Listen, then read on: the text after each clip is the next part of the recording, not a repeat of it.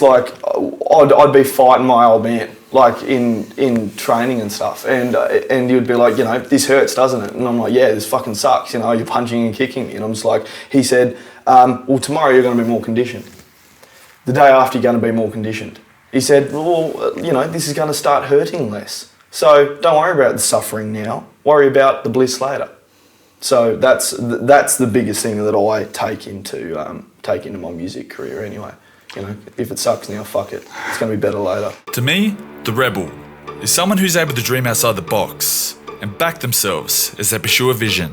It's not about breaking the rules, but about telling a story and finding out what you're capable of. In this podcast, I'll be speaking to filmmakers, creatives, and entrepreneurs, people who carved out their own path and faced the unavoidable reality that if we want to fuck the system, we're going to have to take it out for dinner first. All right, man. Before we get started, talking about metal and Tranquility Unknown and all the obvious stuff, hang on, just let me log in here. Computer's logged me out. Just got a little story to tell you. Go for it, man. Yeah, we're going to go for a little tangent just quickly. Go for it. I was a pretty naughty kid. I was pretty naughty. It was like, you know, 15, 16 years old specifically. There was a couple of years there where it was looking like the adult world was probably dead to me, you know. It's like the adults didn't like me very much and I didn't like them either. It was kind of the trajectory I was headed. However, there was still one class of adults that me and my delinquent friends respected. And that was, quote, tough guys. Yeah. We still have respect for tough guys. Yeah. Yeah, and so, you know, we had a list, we literally had a list. We had listed all of the tough guys around, all of the boxers and the bouncers and the juvenile court security guards. And the martial arts instructors. When it came to the winner there was a little bit of contention in the beginning, but in the end, one particular man rose to the top of that list. This really scary, bald-headed savage used to stand out the front of the notorious Sirocco's nightclub. This man's name, not only the nightclub, but we used to go and watch this guy as he instructed his classes at the Health Glow Gymnasium and the squash courts there. Just this crazy, screaming black belt, this hard style of karate called Kyokushin. This guy's name was Steve Crack. And Steve Crack is your old man. Correct. I want to know two things.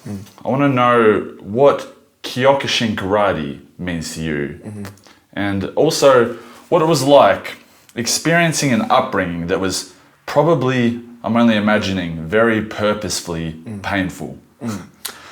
Absolutely.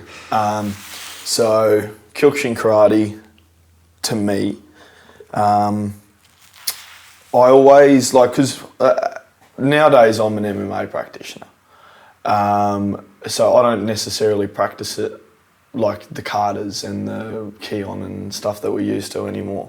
But it was an excellent foundational exercise for every facet of my life at the moment. If that's, you know, discipline, if that's perseverance under pressure. If I could just quickly interrupt, how is Kyokushin karate different to maybe the classical style karate that people are used to seeing? Cool. So Kyokushin karate is bare knuckle, full contact, but no head punches. So it's bare knuckle to your chest, bare knuckle to your body, leg kicks, head kicks, you know, all that kind of stuff. And if your hands aren't up, you get kicked in the head, and if you're not moving, you get punched, you know. So it's a very you know, you get conditioned or you're not going to do well. It's a very tough man kind of sport. And, you know, they have a reputation of being the tough guys. Obviously there's no face punches, so that's something you need to learn outside of that. But it's all about just like, you're in pain, keep going. You know, that's the entire point.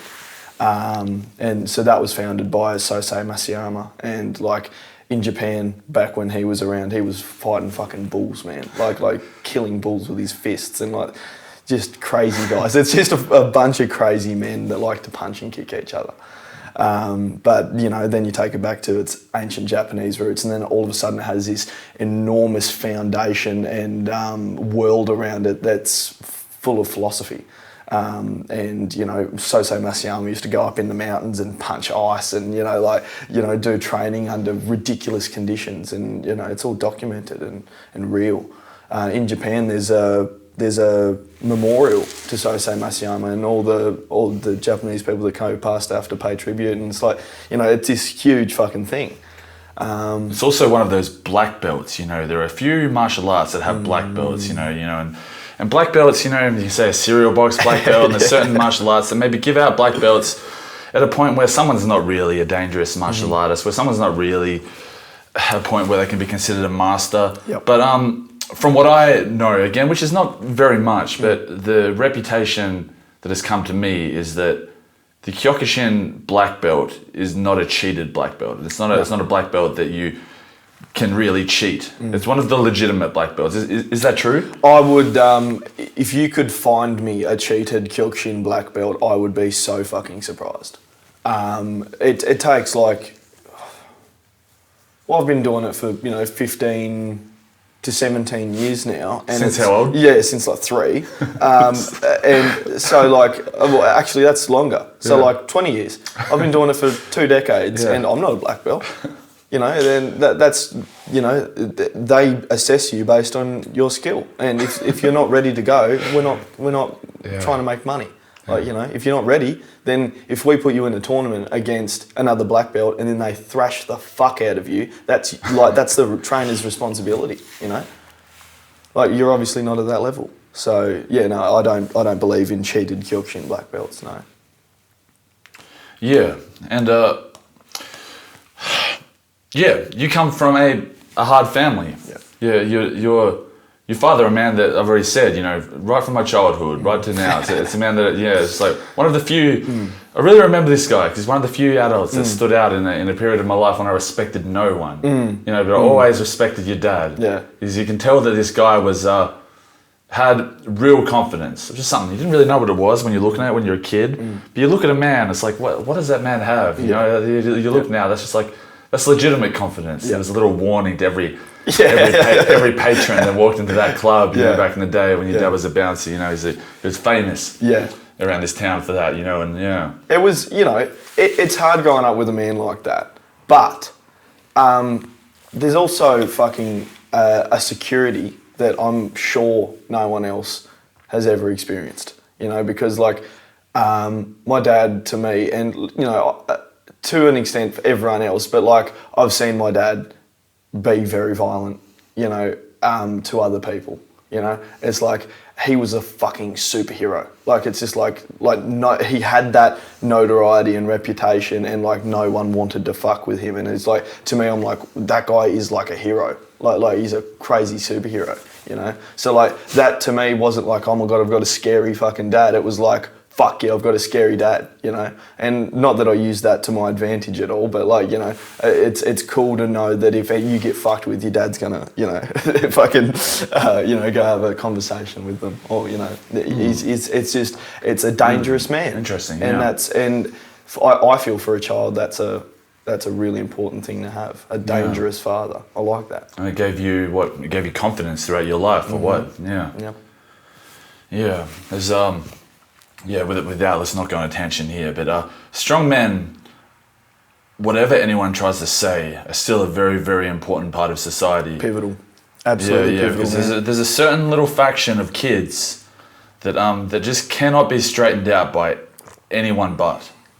And if we lose those strong men, then there will be, the savages will have no idea to straighten them out, And in the end, it was, through the idolization of your dad and, and other people and other fighters that got me into a fight gym and was able to give me the first bit of discipline in my life, gave me something that I could straighten myself out with and learn the processes of discipline. But yeah, and I only imagine that was a large part of this discipline that you learned through martial arts that has made you a disciplined musician, has made you disciplined in your new priority art right here. And this thing that you're doing with Tranquility Unknown, the lead singer of this local metal band with a lot of fucking energy. And if I say from my perspective, from what I can see, also a lot of talent. And how has your martial arts background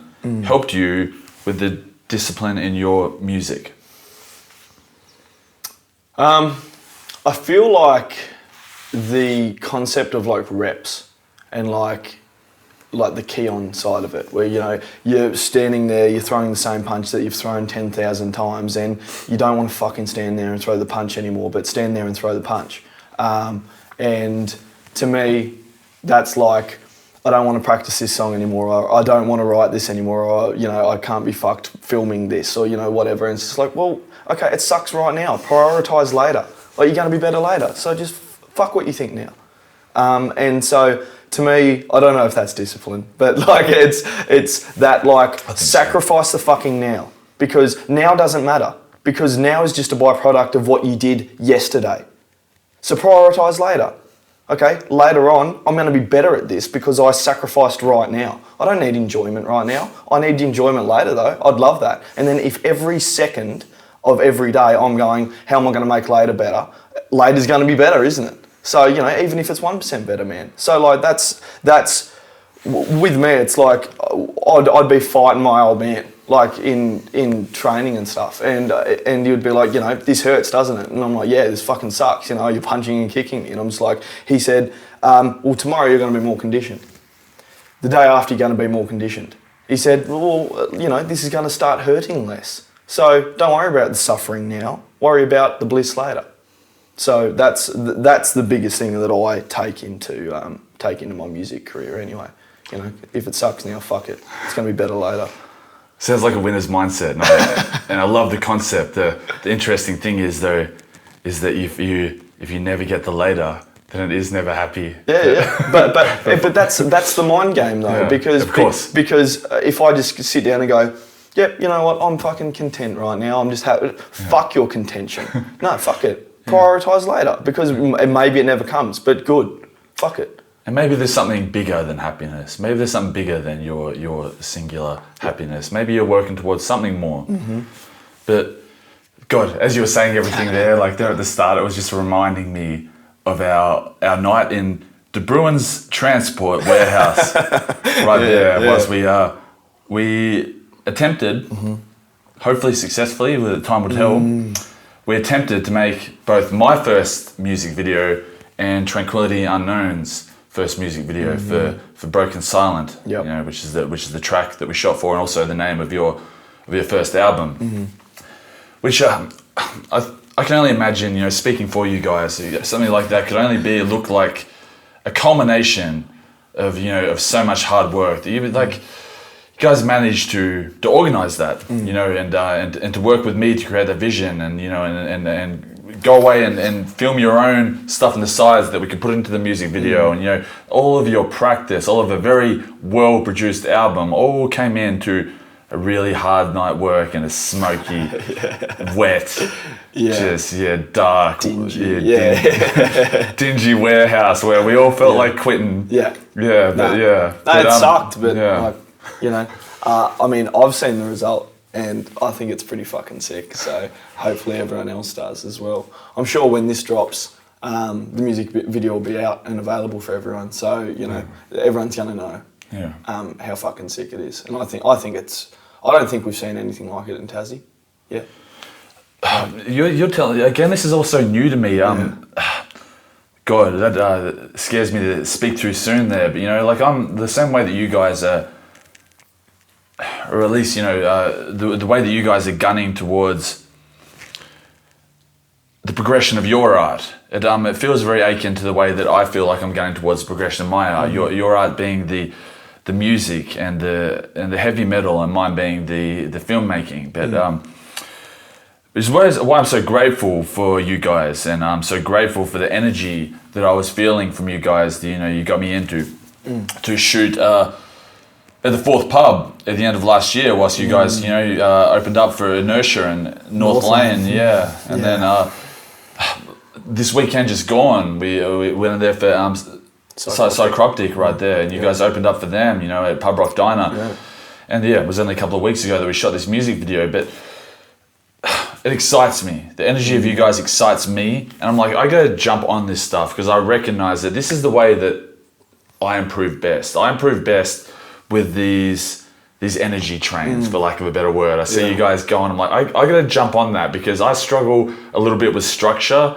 I struggle a little bit with just ticking by, and as much I'll make any videos, but making the real estate videos, making the wedding videos, everything like that. It's like maybe it doesn't motivate me as much. It can, but the jump on a music video, the jump on a train of these locals that are just getting at it and they're looking to move forward. That was so helpful to me, and I was able to rise to the occasion with that music video. I was able to really up my level, and that was I'm very grateful for that. No, that's cool. We've talked about this, a rising tide lifts all ships, right? Correct. Yeah. Well, and it's like if we're on that trajectory, we can't expand into that space without putting that online, and we can't put it online without good visuals, and you know how to do good visuals, so it's just a natural evolution, I feel. It's just we're going up, and either people need to rise to the occasion, or we need to find someone else to do it, and you just have risen to the occasion. So that's like the rising tide does raise all boats, but only if they're willing to put in the work to get there, Only if they're willing to put themselves in the water, right? Yeah, exactly. If you're not even there, man, it's Which is an interesting thing. It's like there is benefit in security. The fantastic. Something that I disrespected for a long time in my life, but the fantastic society and system that we live under, it works, and it's a beautiful place we live in, and it makes sense to put yourself within the cliche society and the things that work, and keep yourself there. And that's where most people feel safe to stay, and most people want to hang out there, outside of the water, hang in there into society where it works, Someone like, you guys in particular, like what I do is, it's not that fringe, it's not that abnormal, I'm making videos kind of thing, I'm trying to make interesting videos, but what you guys are doing is pretty abnormal in the scheme of things, making music and actually gunning hard at a musical career is abnormal enough, but to gun hard at a metal music career, it's like, there's no more polarizing genre of music than heavy metal. Yep. There are, the fans who love heavy metal, they might love music more than anybody loves music. Yep. But there is a large faction of society that will just they won't even listen, they won't even say, they won't like as soon as you hear the screams, don't want to listen to it. It's interesting. That video that I made for you guys last weekend is one of my favorite videos that I've ever made. Cool. With the speed and everything, just like coming out, just dropping it the next day, and it was just so much fun. That was such a fucking good video too. Yeah. That's one of my favorite videos you've done as well. So much fun. Yeah. But here's an interesting. I'm looking at the analytics on Instagram. It's one of my lowest 3-second, for people continuing to watch, more people drop out within 3 seconds with that video than almost any other video that I've made. People just see that a video is heavy metal and they just switch the channel. Yep. And this I'm all trying to get to the point right here that I feel like in a lot of ways you're swimming against the tide creatively right here. This is a hard thing. There's probably a lot of resistance that you come across here. Even just the resistance of people just not even giving you the time of day. Yep. You mix that in with the fact that we also live in Australia, and the tall poppy syndrome is a real thing. People don't like try-hards, or people are trying to, a crab that's trying to get out of the bucket. Have you felt that? Have you felt like there isn't a large mainstream support for you guys? And you probably felt this a long time over the last 6 years. I'm not sure. Maybe not. Maybe you probably intelligently got yourself into circles where you do have support, or you guys. It's interesting, man, because I do feel that with wider Australia. I do agree with that, but in Tassie's are bred a little different, man, because we realise that we're all isolated. We're all down on this little island and, there's no land bridge to get us off it. We have to fly off it. So a lot of Tasmanians are willing to throw in their support because they know that people just work 9 to 5s and, there's nothing wrong with working a 9 to 5, but they know that people are just happy doing that, driving trucks. And, I'm not happy doing that. I want to get out and after it and I want to go conquer the world. But usually Tasmanians are like, they see that and they're like, dude, you're a young bloke getting after it. We fucking love that. And they throw their support in. So and I can't complain about the support that we've gotten over the, last, however many years we've been doing it. And over the last few months since we dropped Broken Silent, dude, we're selling out shows left, right and centre. People are fucking showing up. And I know we're not a popular genre and it's a hard genre to market because like you said, it's they hear us scream and they're like, fuck off, it's like they don't want to even hear it. Yeah. And I've met that resistance a lot during the time, during our up and coming, kind of like nothing was released, we're just trying to get out there. And people are like, I like the music, but I don't like the screams. I'm like, fuck you. It's just so well, that's what I do. So fuck off, but now that we're starting to pick up some notoriety, people are starting to realise, oh fuck, they're selling out Pub Rock Diner, they're going down to Hobart selling shit out, they're selling, as soon as people start to realise that obviously something is happening here. And I haven't given it the time of day, let me check it out, Forcing them to accept it. Yeah, dude, that's exactly what we're doing. We're just putting it down your throat until you accept it. And at the moment, we're getting great fucking support. And that stems back, I'll just pivot slightly from the wider public to more personal public. Sure. Where it's, it all starts from your beginning support system. Yeah. It all starts from there. Mum, dad, brother, sister, and then we have that times 5, so I've got my mum and dad, George has his mum and dad, Geordie, and so you have this collective a small collective of people that unwaveringly support you. They turn up to every single show. They, give you leave off work if you work for them. And, they are giving us the space to operate and to try and fucking get out because they want us to do that, They want us to go live our dreams. So they're giving us anything and everything to go do that, My dad is my fucking biggest supporter.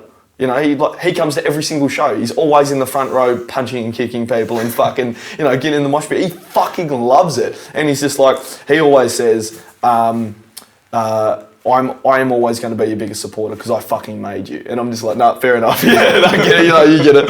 But it all starts from that first network of support. And then that becomes infectious, man. Because when you see something good, and I'm not trying to be here and be like, yeah, we're fucking good. But if you see something of the quality that we're bringing people, it's infectious and they want to see it. People want to see it. Yeah. And where are you, whether you're at that level that you're envisioning you're going to get to or not, I think oftentimes if you can take a step back and look at a young band's trajectory and you look at the trajectory I think is more important than position. It's okay, what direction are they moving and how fast? I think taking a step back and looking at you guys twice, it's pretty easy to see that you're on some kind of trajectory right now. It's there's this energy here and you guys keep getting better and the fans keep showing up and you're making merchandise, you're shooting music videos, you're saving cool t-shirts, man. I like the colour as well. The pink is sick, isn't it? But ever since we dropped the album, the trajectory has just gone crazy because all of a sudden there's a demand for things. Because we'll start playing a show and we don't have merch here and they're like, where the fuck's the merch? And I'm like, oh, well, I haven't gotten onto that, and merch is expensive. So I'm like, I don't, really have the money to just chuck in there. But then you realise that, okay, we're going to buy a set of merch. We're going to buy a limited run of 50 merch, just see if people buy it. And then we go play our headline tour at Pub Rock Diner and it sells out in 20 minutes. And we're like, oh, fuck, okay, there's a demand for this. So then went and got another 100 done. And then, we're almost out of that. It's like, okay, fuck.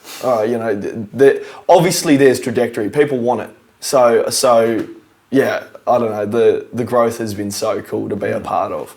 But the pressure just starts, getting more and more because people demand more and more. And that's cool because that's what I want to do, Let's see. Yeah, no, like the trajectory of the fan support, that's something that you're going to see more clearly than me. But I just see the trajectory of the level of your music and of your confidence, your stage presence. You're just like, you're looking smoother, looking more professional, you're looking at that music video. It looks like, Rage, back in the day, that looks like MTV. If I do say so myself, Cool. yeah. Good. I'm glad it comes across that way.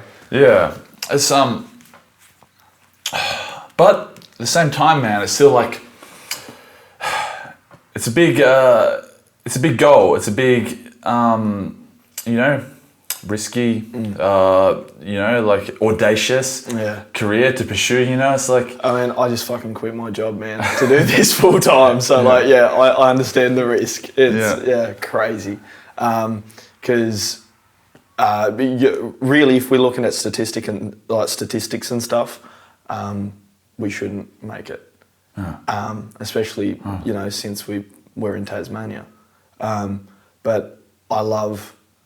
I watched on the JRE. He had Ilya Tapuria on, and Ilya Tapuria said, "Fucking crazy, man." But Ilya Tapuria said, "If someone has done it, I can do it, and if no one has done it, then I can be the first one to do it." And I'm like, "Well, people have done it, so it's obviously achievable. So I'm going to do it." Like that's sick. That's a great fucking quote, and I'm sticking to that. Yeah, wow, quoting Ilya, man, that guy's crazy, Yeah, dude. But it's a good fucking, it's just like, he is that guy. He is the guy of if someone's done it, I can do it. And if no one's done it, then I'm going to be the first one to do it. That's a sick mentality to have. It's, Ilya Tapuria, you just quoted the new featherweight champion, UFC, the former featherweight that's moved up the lightweight now, the guy that knocked out our beloved Australian... Very beloved Alexander Volkanovski. Yeah. But he's one of these special characters, one of these special athletes, especially that you see in the fight world, every decade or so, one of the come in with just like this crazy, almost just like almost... it's not delusional because it's working, but it's this crazy confidence where it's like they're seeing the future, they're getting out. It's quite akin to Conor McGregor in those prime years, it's like, He trained Kyokushin as well. Oh, Ilya did. Oh, wow, yeah. Just another side note. He's from Spain as well, right? Just crazy. Just come out of this little, foreign territory, where it's not known for fighting, like McGregor with Dublin, or Ilya with Spain. They just like manifest it, or Tranquility Unknown with Bernie. Well, but it's what you need almost, this delusional, sort of manifestation style vision. We have to manifest it. I'm not a manifest guy. I'm not I'm gonna make this happen with my mind. It's a simple way of putting it, I think. But it's a fucking placebo. It's like, dude, I'm just going to believe in myself. That's all I'm saying. I'm gonna have the confidence to believe in myself and just think I can channel do that that intense optimism, because it's a better fuel. It's you're more likely to achieve things if you just channel that optimism and get all of the pessimism out, kind of thing. It's better I believe in myself than I don't, because then I'm just going to fucking lay in bed and not do anything. I might as well think that I'm going to make it huge so that I can have the motivation to get up and do the things that I have to do to make it huge. I heard a quote. It was, pessimists are always right, but optimists always win. Yeah. It's the pessimists that are always right. It's the optimists that always win. Yeah.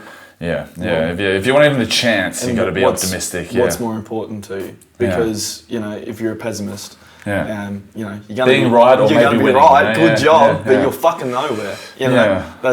Whatever. Yeah. But to help with that optimism, we'll hit this subject now.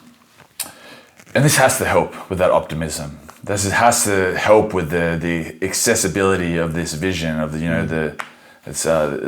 tangibility of this vision. A band called Alpha Wolf, a world-acclaimed, internationally acclaimed metal band at this point. Really, internationally acclaimed, spawned out of Burnie, Tasmania. Yeah, two of the remaining members. So Sabian and John were in a band called Anguish. That was Anguish, okay. Yeah, and then they ended up getting into Alpha Wolf and going over the mainland and making it fucking obviously. But the momentum of the band itself started here, right? Correct. It started in Burnie. Because I was looking at this little timeline. I had a quick look yesterday, and you kind of see. It's very interesting the way the cyclical nature of the members of the band and having a look who stayed the whole time and where they switched instruments, switched positions, still there. There's John and Sabian are still there in the end, kind of thing. It was cool. It was wow. I was listening to this interview of Sabian. I was not listening. I was reading this interview of Sabian. He was kind of talking about the way. I'm going to take a step back. I was around a similar age of John and Sabian. They were kind of rocking around town at the same time as me. Yeah. They were just kind of there. I never had a relationship with any of them, but I never messed with them either. There was just something about them. They're just kind of quietly stand in the corner, but they just were confident. I don't know. They were just sitting there. They had a little secret. It looks like they were working towards something. They were just sitting there. There was nothing outstanding about them. They weren't trying to stick out. They weren't doing, but they were just they were chilling. They were happy. They were just kind of they weren't looking insecure or nothing. I was like, okay, interesting. Don't mess with those guys. They're just sitting over there looking confident. Because they were clearly in the back rooms practicing. Yeah.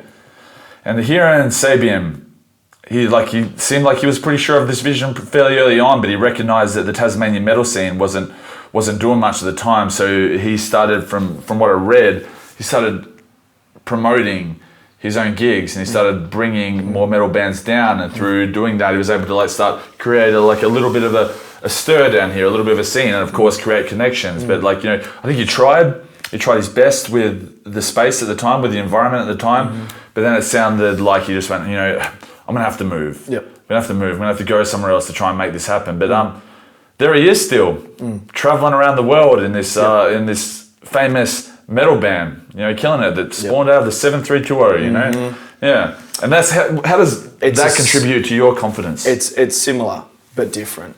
Yeah.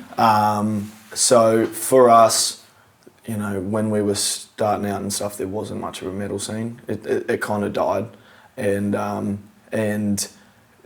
especially over since 2024 and hitting 2025, we have put in a lot of work to push this metal scene up to the forefront. We're starting to get lots and lots of gigs happening. We, planned our own tour. So we did, Hobart, Devonport, Launceston, invited the bands out to play. We're just trying to revive this scene that used to be really, really good, died out, and now we're kind of left with the scraps. Well, I mean, the metal scene's fucking starting to thrive again, man. And instead of moving and starting elsewhere and getting huge somewhere else,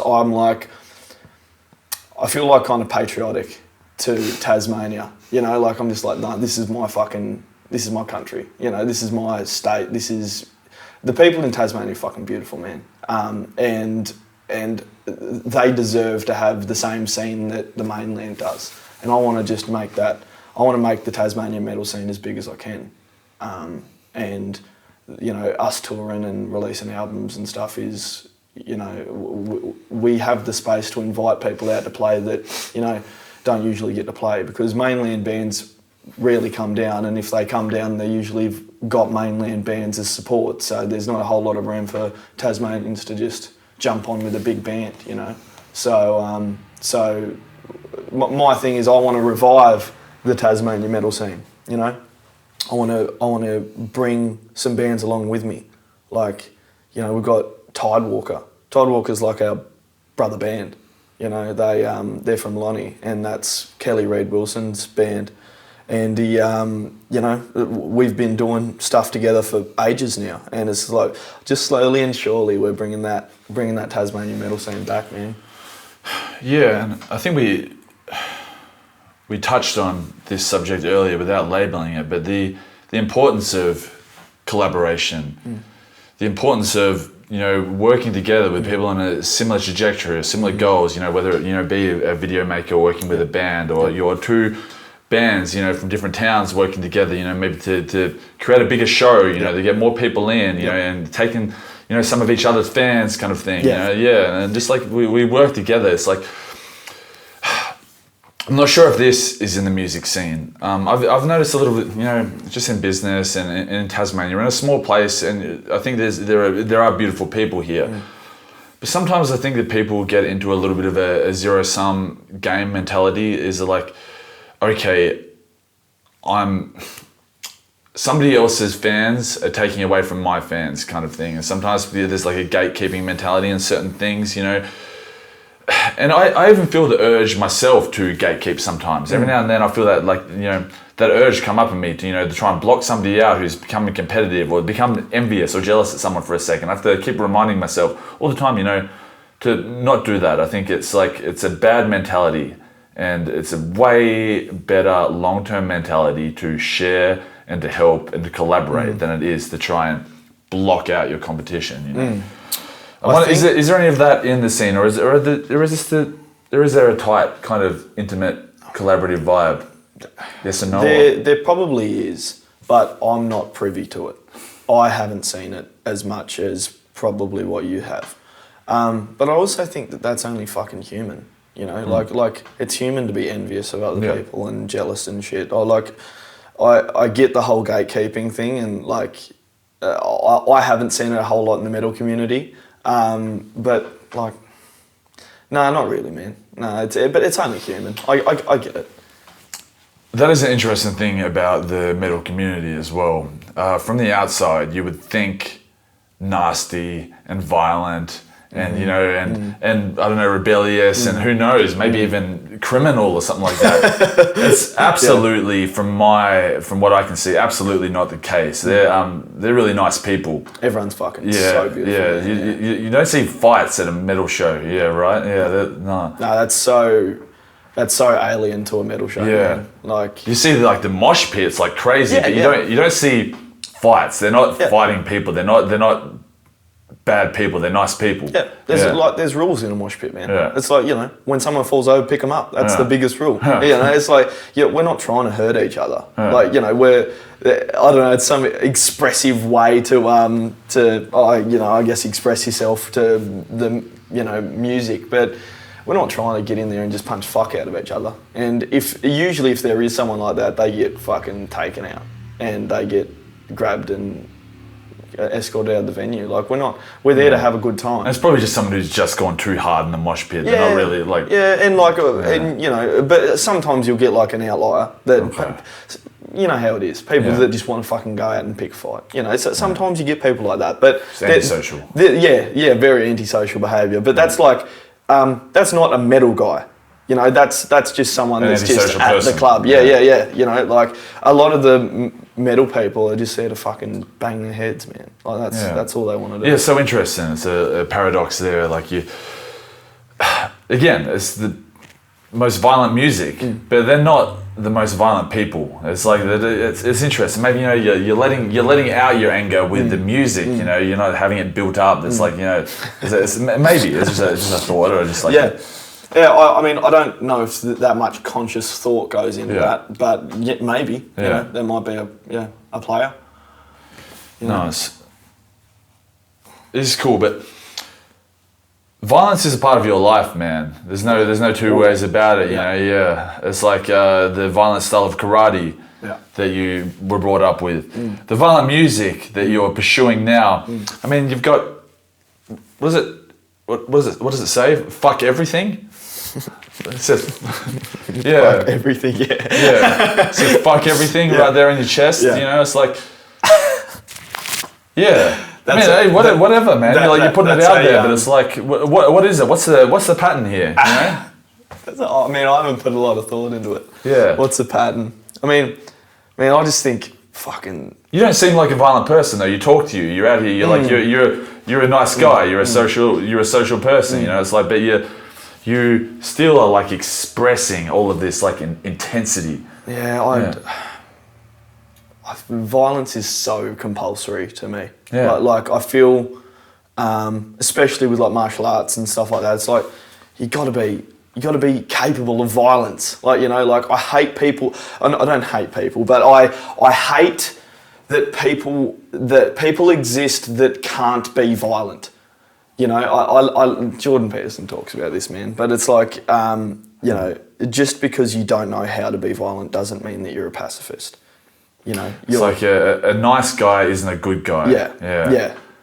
A good guy is someone who's capable of violence. Yeah. Someone who's capable of doing great harm but doesn't do great harm. Yeah. You know, where like, you know, if you have absolutely no idea how to do any harm and choose not to do any harm, you don't have a choice. You're not capable of being dangerous. You're fucking useless. You know, and to me, I'm just like, I want to be the most dangerous person. Like that's just like every day I'm in the gym smashing out fucking, you know, punches and kicks and doing, you know, guard passes and all the, you know, rep shit. And I'm just like, man, I want to be dangerous. I want to be a dangerous person. And I think violence is, you know, and a controlled violence and repped violence is the only way to replicate that. You know, in that way, so that I'm ready when that ever does happen. You know, I want to be capable. That's what I. Yeah, that's the way that I see it. It's like it's a little monkey itch that we have inside of us. The little monkey itch of that capability that you said of like, it's like it almost seems weird. It's like, why are you bothering taking martial arts so serious? Why do you care about self-defense so much? We live in a civil society where you shouldn't have to get in a fight in the first place. And there's a good argument there. But the conclusion that I've come to is that we learn how to fight so we don't have to think about fighting. We learn how to fight so there's just that little box is ticked. So it's like, you know, we're still apes, you know, we're still monkeys. We still have these deep evolutionary urges, you know, and I feel like fighting is one of those things that itch. It's a little box that I think is helpful for everyone to tick, you know, and some people care about that box a little bit more than others, kind of thing. You know? But to say that violence and that fighting is a bad thing or an antisocial thing or something that we should have evolved past. Even if we should have evolved past it, sorry guys, we haven't. We haven't. Yeah. The reality of the world is that we haven't. Yeah. So I would rather be prepared for that than not. And we haven't evolved past metal either. No. Yeah, like it or not, just accept it, guys. We're not going to evolve past that shit. If I have anything to do with it, we're going to stay there. Metal's not going anywhere. No, it's fucking sick. No, it's the best music, man. I think it's similar, man. The same way that fighting, it kind of it highlights that monkey itch that we have for violence within us, you know, and for being secure and being physically capable. I think metal, like it's scratching some kind of itch within us as well, like the Carl Jung shadow or something, you know, the darkness within us, you know, there's something that we all have. It's just like, it's representing that. It's you know, it's putting it out in the open. It's not shying away from it. I think hey, it's it's a great thing, and it's super cool to be coming along with the ride with you guys as well. It's sick, man. I like. A lot of my lyrical content as well is based on that shadow side. Like, you know, like the duality that we have in us and the juxtaposition between being a civil person and the thoughts that we all have and don't concede to, you know. I love writing about the human condition, man, because I have this idea in my head based on the experience that I've had. And I'm starting to realise now that it's not alien, because, you know, through my teenage years and, you know, my young adult years, I was like, this is obviously an exclusive experience. And then you talk to people and you write these lyrics and then talk to people about the lyrics and they're like, oh, fuck, everyone's had a similar experience. And that's why this next album is called We're Human, We're One, because I'm realising that all the tribulation of adolescence and life in general isn't exclusive. Everyone is the same. You know, we all experience tribulation on a different level, but the largest form of tribulation that you've experienced is still the worst tribulation that you've experienced. So the worst thing that you've experienced is the worst thing that you've experienced. So can inflict the same amount of trauma. So so realistically, like I'm like, you know, we're all fucked up, you know, and I like exploring that. Yeah, no, and you're making me think. I'm gonna attempt to tackle some philosophy that's a little above my pay grade, but we're gonna go back to Carl Jung. We're gonna elaborate on the shadow a little bit more. Famous 20th century psychologist Carl Jung, he spoke about this. He spoke about the shadow and the process that every person should go through is like the evolutionary process of integrating their shadow. Yep. I heard a really cool quote. It's another Jordan Peterson quote, who's a Jungian psychologist. He spoke this really interesting. He said, you can tell when a young man hasn't integrated his shadow yet. A young man who hasn't integrated his shadow looks confused. He's like, but a man who has integrated his shadow, he looks confident. There's a difference. Like a young man is looking around, you can tell there's the insecurity inside them. They're the young teenagers that are out there fighting on the street and getting in street fights because they're confused. They haven't integrated their shadow. They have this pool of this darkness inside of them that they're too scared to look at. They're too scared to really confront. By writing metal lyrics, by listening to metal, by reading in and to thinking about the way that these dark lyrics relate to you as a person, that is confronting the shadow. And that is a kind of process that I would think would be integrating the Jungian shadow. And I think that's large. I'm just going to speculate that that's largely what metal is right there. Again, is confronting the shadow, is confronting the ever-present darker side of humanity that is in all of us. And maybe that's why a metal crowd looks so cool as well. They look so cool and comfortable and they don't look insecure and they don't look confused. The metal crowd, they know who they are and they're there. I would bet you if you could somehow measure this, you go to a metal crowd, I bet that metal crowd integrates their shadow at a younger age than everybody else does. That's just a hypothesis there. I think there's a dichotomy there though, where it's like I can see that, but also metal.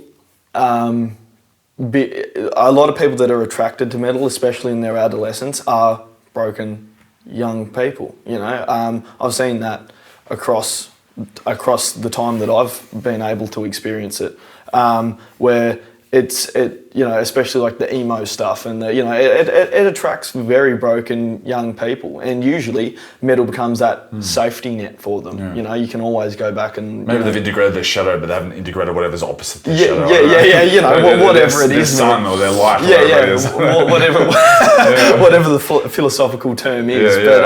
But there is that strong dichotomy where you get the people that are the most sure of themselves but probably integrated, and then the people that are the most confused and the most broken. You know, that makes sense. Yeah. And that's what the term broken silent is written about. Like it's that, like, I think it's the two most perfect words to sum up a traumatic adolescence: broken and silent, because, you know, we are forced to shut up about it, you know, and you just have to remain scattered and shattered in your room by yourself and don't fucking talk about it, you know, because you don't feel like you can, because you feel like it's exclusive, an exclusive trauma and pain where it's not. Everyone is experiencing it all the time, man. And that's that's really cool. And that's really cool that you're digging into these messages and you're thinking about these song titles and you're thinking about these lyrics. And although to some people it might sound like screaming, I've read some of your lyrics. You're writing poetry. You're writing poetry and you're screaming the poetry. And this these are stories that you're trying to tell, and these are things that you're thinking about. And Yeah, and we'll finish off with a couple of last questions. But That man.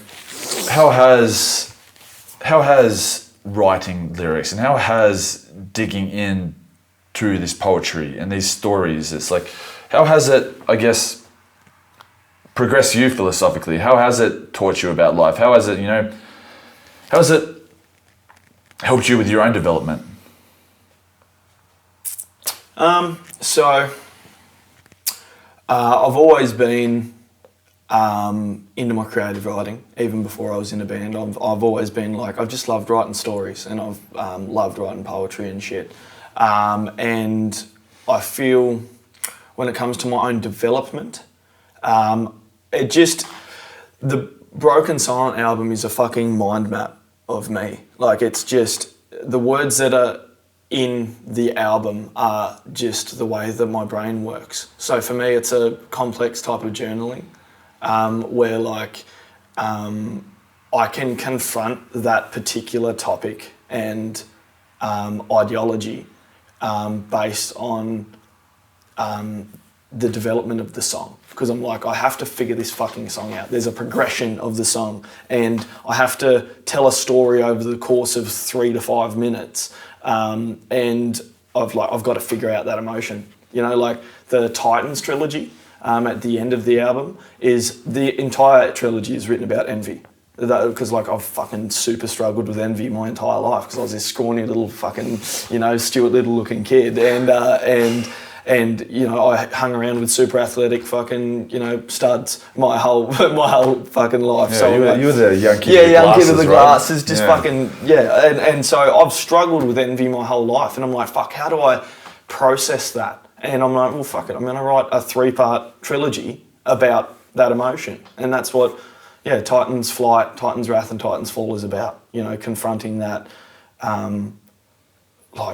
insatiable fear and desire and obsession to be somebody.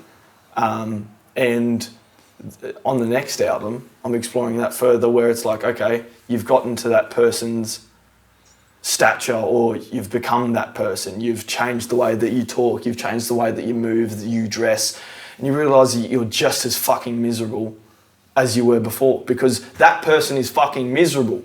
Then they hate themselves as well, just as much as you do. They're focusing on different things, So like, to me, figuring that out was, I had to write about it.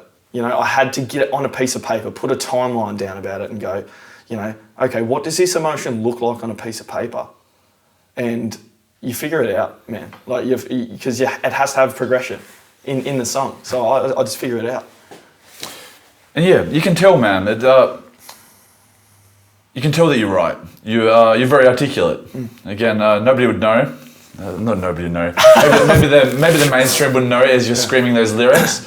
But I feel that most people that are very articulate, or at least a lot of people that are very articulate, that is because they write. That is because they sit down, they learn these words. Like you said, you're learning words, you're looking up synonyms, and you find something again. You get the thesaurus out. You use ChatGPT now. ChatGPT is amazing for synonyms. So what is a synonym? What is a different word that I can use for this? Damn. Yeah, everyone's an amazing writer now. Yeah. But you can tell, and it's it's cool. It's cool to see you digging into language and and coming off being very obvious. Yeah, you're very articulate. Thanks, man. Appreciate it. Yeah, and what is next for you guys? And speak to me about about the other members of your band, and and just quickly, we could do a whole episode on each of them. I'm sure. Yeah, we could, man. But how they're contributing and how you've just. You've just lost your bassist as well, You've just Nathan. He's gone out. He's off the bass. He doesn't want to do it anymore. I spoke to him the other night. I'm like, "Why are you leaving, man?" He gave me this really wise kind of reply. Yeah. I'm like, "Wow, what wisdom for a young 22-year-old, 23-year-old." I just thought, I thought he was the same age as you guys, but it turns out that Nathan's 35. Okay, that makes a little more sense with the wisdom that he was embodying, and it also makes a little bit more sense. Like 35, you guys you're probably thinking, we want a decade or two ahead of me right here. Well, I mean, I'll do a quick summary, man, because we could sit here for hours and talk about it. But like, I do just want to cover Nathan real quick because he's been a pretty fucking pivotal part of our journey so far. You know, we were just kids playing gigs for free. You know, just getting out and playing with like old Viewpoint and shit. And How old? You know, 16, 17, you know, 18, and Nathan came up and was like, "Hey guys, your songs are fucking sick. I should record your songs." And we're like, "Okay, cool." And so, you know, we kind of hit the studio with him. Took fucking forever to release an album, but it's out and it's cool. So I'm happy with it. But Nathan's a fucking brother to me, man. He has to take a step back because he's got different priorities. He doesn't have that fucking 22-year-old fucking I need a crushing feeling to conquer the world. Like he's happy to fucking try and sit down and focus on other things, and that's cool. Like because not everyone has the same vision, and I don't blame him for that. So he's out of playing. He still has heaps to do with the band. Like, you know, we sat down and wrote a grant last night. And he was just fucking behind the keyboard, smashing it out, man. So like, I have so much time for him, and he's one of the boys. He's one of my best mates. You know, George has picked up videography, and he's just doing like little fucking, you know, little playthroughs and shit, and you know, they're coming up cool. I like them. You know, I'm getting into mixing and mastering, and you know, doing the recording for the band. So I've got a studio set up now. And the rest of the boys are just ticking away at little other things behind the scenes. But next for us is, well, we've got this music video coming out on Friday, and by the time this is posted, it'll be out, so everyone will see that. Maybe. Let's see how fast we get this together. Let's see how fast. Yeah. So, you know, that's coming out. That's fucking our big fuck you card at the moment to Tasmania.